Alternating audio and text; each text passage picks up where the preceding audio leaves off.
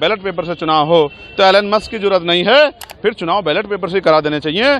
जनमत का सम्मान होना चाहिए, चाहे वो ईवीएम हो या इलेक्शन कमीशन हो, सबको स्पष्टीकरण देना चाहिए। और जनता अगर चाहती है बैलेट से चुनाव हो तो सरकार को, इलेक्शन कमीशन को कोई परेशानी नहीं होनी चाहिए, फिर चुनाव बैलेट पेपर से करा देने चाहिए। जनमत का सम्मान होना चाहिए। जो अधिकारी इलेक्शन कमीशन में हैं और जो सरकार भी है वो जनता के द्वारा बनाई गई है, और इलेक्शन कमीशन में बैठे, एसी के कमरों में बैठे अधिकारी भी जनता के टैक्स के पैसे से ही तनख्वाह लेते हैं। तो जनता के मुद्दों को सुनना और उनको, उनके मन में लोकतंत्र, संविधान और संवैधानिक संस्थाओं के प्रति विश्वास बनाए रखने के लिए अगर जनता ये चाहती है कि बैलेट पेपर से चुनाव हो तो एलन मस्क की जरूरत नहीं है।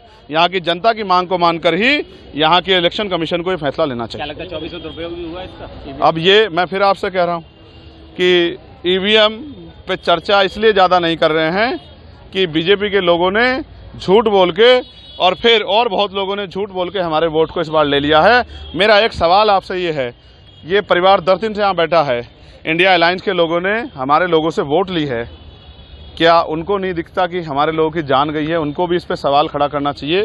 क्या वो नेता जो उत्तर प्रदेश के हैं और देश स्तर के हैं, क्या इन पीड़ितों के न्याय आंसू पूछने जाएंगे, आएंगे, इनका दुख पूछेंगे, इन गरीबों घर तक पहुंचेंगे, या फिर इनको चंद्रशेखर आजाद के साथ ही खड़ा होकर अपने आंसू की, अपने साथ होने वाले अन्याय की लड़ाई लड़नी पड़ेगी?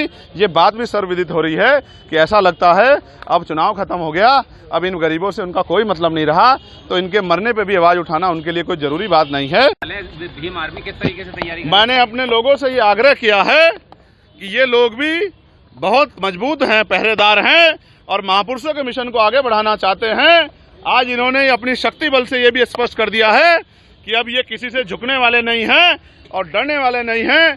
तो मैं मानता हूं कि आने वाले जो उपचुनाव है, जो खैर का प्रस्तावित उपचुनाव है 6 महीने के अंदर होना है, मैंने इनसे मांग भी की है कि सिर्फ झंडा और नारे से आगे बढ़ के अब ये उस विधानसभा की बूथ कमेटी, सेक्टर कमेटी, विधानसभा कमेटी तैयार कर लें और एक एक वोट भाईचारा बना के आजाद समाज पार्टी के समर्थन में लेकर आएं। और जो आवाज़, जिस तरह इन्होंने दिल्ली में अपनी आवाज़ पहुंचाई है, तो अगले 6 महीने के अंदर उत्तर प्रदेश की असेंबली में भी इनकी एक मजबूत आवाज़ जानी चाहिए, जो यहाँ के कमजोर और हक वंचित समाज के लोगों से, यहाँ की सरकार से आंख में आंख डाल के सवाल पूछे। कितनी सीटों में लड़ाई, कितनी सीटों में तैयारी है, कितनी सीटों में तैयारी होगी? ये पार्टी का इशू है, मेरा इशू नहीं है। पार्टी के नेता खड़े हैं, मंत्री जी खड़े हैं और प्रदेश अध्यक्ष जी और जिले के मंडल के लोग, इनका फैसला मैं तो वर्कर